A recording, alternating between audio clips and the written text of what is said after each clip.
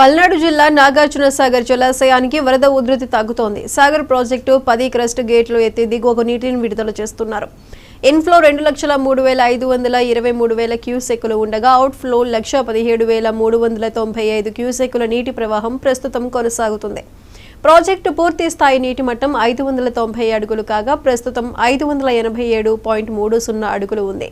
పూర్తి స్థాయి నీటి నిల్వ 312.5050 టీఎంసీలు కాగా ప్రస్తుతం 305.6838 టీఎంసీలు ఉందని అధికారులు వెల్లడించారు.